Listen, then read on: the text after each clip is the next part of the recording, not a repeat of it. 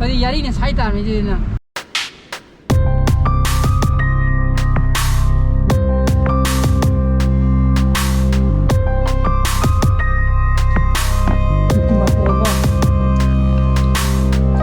Good morning guys, welcome back to my channel. I'm nungai khali. Mama la kon tin thok no. Rangi kimbap to chanu pa phanam sagra. Kimbap me sungang shi wis to ba. Ya ba. Pedi phado. Shi adre. Halitagi chinaya ni. Tin ba ya ne. Yukulagi kino torong ni. 720 de chelo. Ha. 720 da nangadra. Toro. Then I jo spim the sana hale tom pa kha hele ko. Ngan halake ya da ba. Among the game sana ba do mo tieng howe. To ta be de loe ba ko. Atu loe sana la. Nan ko no ngang masangam de ba ko ba ba. Doctor ma ge ka kai no test tong ni. Mami chu test tong ni na sarki ba ko.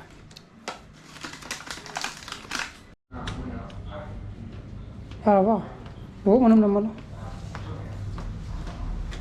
Sana pama thada biru gya 7:30 pasala.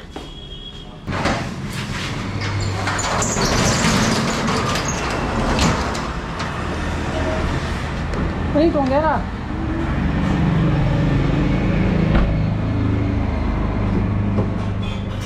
Mak sama apa?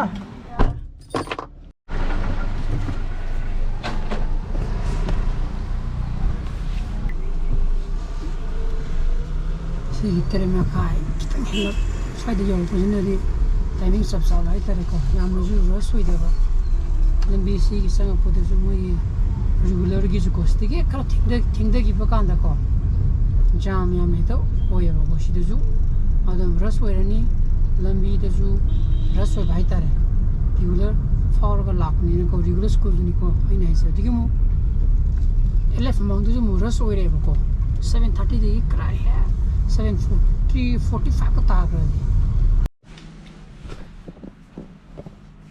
aduna pung ama ta sangre sana pa lobi ro gi ke ayu sak cha dri ko sa di sak cha ning de na sa gi sana pa ti pen kim bap sa gi bido modunu su mara mo ra ga aduna video budi rende to bol ware adu ko ko na ju sa doctor de yeng ro ne ko ma gi te ti ai di lipid profile nu test ro ma ne adu report de ji khangdri ai di to keno de le di ai ne yeng ya ba si online de gi babina gi mo gi report to ko ba ga ko na ko muk chat khre ba ai di ko na do asa ngam da lai bu do mu moi kana no la ka ni sok san la ka ne hebra commissioner nu hebra aduna yo de ya dre na ko ba ga pulap to ko chami na gi ne mama do mami chung sai yeng pa kan mami chu harap soina hai ba ko do kem soino mo du jo ai kinong wari sana ga phangdri ba ko aduni chanu pa logo halaga lap sak samina ra ga do ko ba halaga ju kam kai taw ra ga to ju phasana hang na ke aduni chanu pa am lok tho gi ga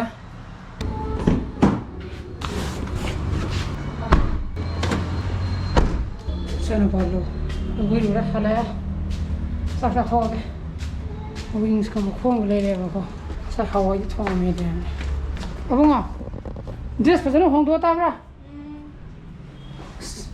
ablo to uzu loi le me ablo thadar me chas to ni na chas mai di thadalam de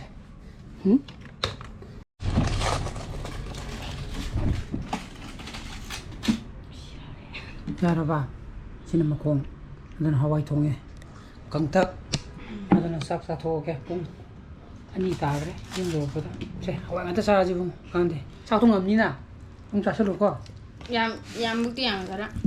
ya ma ga ba na khre lo lo ke tro ke Lo kara. ka ga lo se lo ha che na ba to ro je ko ta sai yin o wi ri put ti ka mai to ro ke oh hai di random sugar tare sugar normally ma normally kaya no le adigi de magi diabetic range la libra do yin IB1 hoine edu mu le edu kino di liver nung di lipid Liver di lo oh no. lipid profile Lipid profile normal lo na mo. nung gam tale andra Nung di ma siam wai na ti kana ta ai ta me lo ro ji hai. oh Pare di ga. oh hol do men to kreba Tau te ati ta mami tu ye me. Mami tu ha Adu. tu ye me. odu cam show me no Aro mami ti tamo mami ta no upu hai ba ki tanja phibum shok te. Aro kitang Okay. no ta we du ke su Haidi ai upu bas su- to ni lekte. Aro ko ngau ri do koi gi yam stress leiba. Ari exhaust we ra ga di blood constriction ta we no ko ngau dum thok ni. ai di exhaust ru mane ಅದನ್ನ ಬರ್ಟಿನ್ ಶಿಫ್ಟಿನ್ ಚಾಬ್ ಇದು I schedule ಇದರಗೆ ಸದಿರೋ ಅದು continue ತಗಿರೋದನ್ನ shifting bara ಅದು ಮಾನತ ಲೋಯ್ನ moment ಶಿಲೆದೆ M ತಾರೆ yam pare che ne no mota sa wa abdomen no tok tok pira ga yani ma oh yaar ai ko na to ji la mira chale ji la ji pung truk ta la ji chale ji bani ko na wai sana ji ai wa chale ji ai ma pan le ne ko gari ma pan le ne adon ko na gi kem to ji yam pare mai exhaust ho ji ko yang ngone me hai ani ne Pesan sedang dari nangori mata gun nangori tayang ini kya wali ke tu wenta ka pung tau ta ne ha 620 da ora pung kya thai no ni ke no puli ro ata se ga ado muju pula wa thani ne ne ka ke ba oh dine ba sa ai wa da ba ne sana thobu do mo ba ni tu sin sa tu to ne ne ba maka ba khai ta da ya ba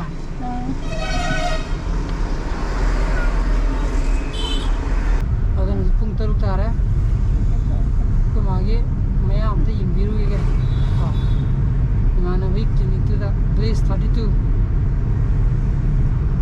jika ta indari sai kan sa adan ko magi ta duje mai maya so mai loina mo lo foga dene je na natra pa mi ja ya oh koi ya ga ko pa sa pado khasa ga ko pa sa pado rang pa mi je pari yari ne sai ta mi je na sai ta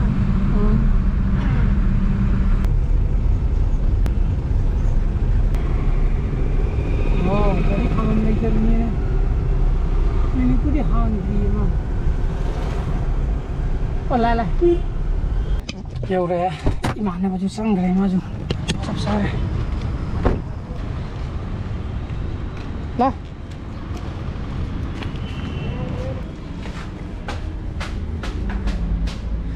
imane ba ju ka sab sare tani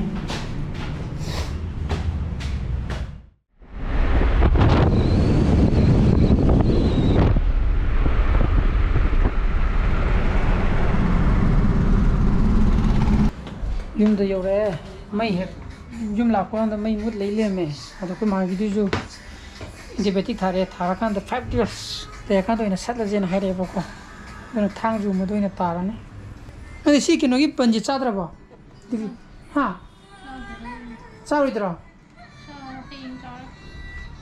ing tham ya gi do si ju bo ban kino cream apa banduni da thum Paying the beam this sana sakina thoranga tawdana ko loire aduga kupa thagale hayeng jaiga male dun sana ba yaro ina ko bit kati aduna mayam hayeng si blogs di mata introduction jarake igi boxi pam thogadi like to biramo share to biyo anu views oi biyo subscribe to biramo ko nung sana pa jale biyo so please be safe and be healthy bye bye good night